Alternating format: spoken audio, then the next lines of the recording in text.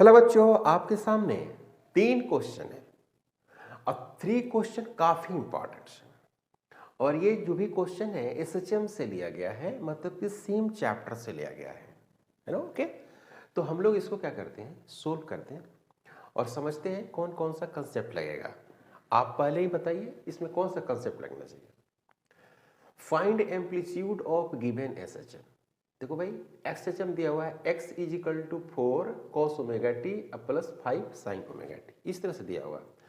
तो आप लिखते थे कि भाई देखो, अगर ऐसा है x is equal to 4 cos omega t है प्लस 5 sin ओमेगा टी है, ठीक है। तो आप इसको ऐसे भी लिख सकते हैं, देखिए इसी को ऐसे लिख सकते हैं 4 sin omega t plus pi by 2, इस तरह से लिख सकते हैं, अब प्लस 5 sin ओमेगा टी, ऐसे लिख सकते हैं कि नहीं, लिख सकते हैं। ओके, तो x इज इक्वल टू क्या होगा, x is equal to 5 sin, ऐसे भी लिख सकते हैं इसको 5 sin omega t plus 4 sin omega t plus pi by 2, ऐसे लिख सकते हैं।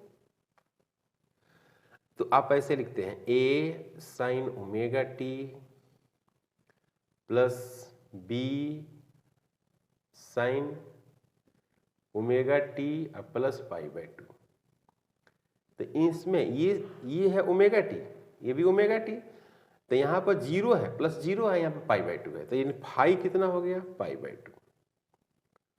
ए कितना हो गया 5, बी कितना हो गया 4। तो इसका जो रिजल्टेंट एम्पलीट्यूड है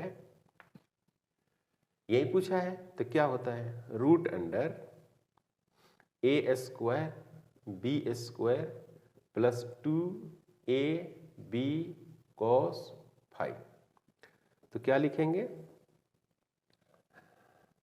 5 का स्क्वायर 4 का square plus 2 into 5 into 4 into cos 90 degree, pi by 2 का मतलब 90 डिग्री।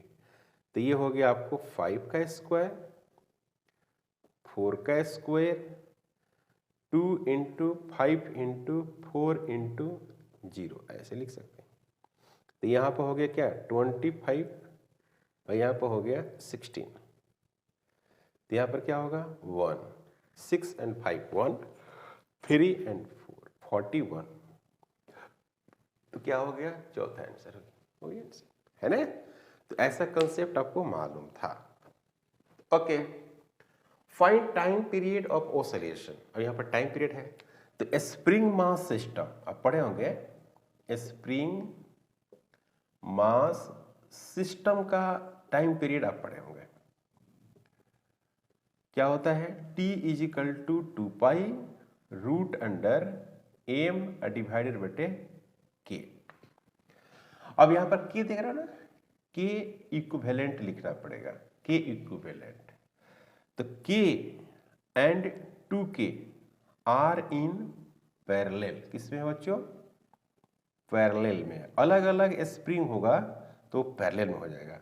तो k जो इक्विवेलेंट होगा वो कितना हो जाएगा k प्लस 2k, डायरेक्ट जुड़ जाएगा, तो ये कितना हो जाएगा 3k। तो t इज इक्वल टू हो गया 2 pi root under m divided बटे 3k, यही होगा आंसर इसका। तो ये था, तो m बटे 3k, m बटे 3k है बिल्कुल, इसका आंसर हो गया 2। सही है। ये देखो, the length of simple pendulum is increase to 16 times, its time period will become. Time period क्या होगा, तो पहली बात कि टी सिंपल पेंडुलम का क्या होता है रूट अंडर एल डिवाइडेड बटे जी। तो जी तो कांस्टेंट हो गया, तो टी डायरेक्टली प्रोपोर्शनल किसके हो गया एल का हो गया।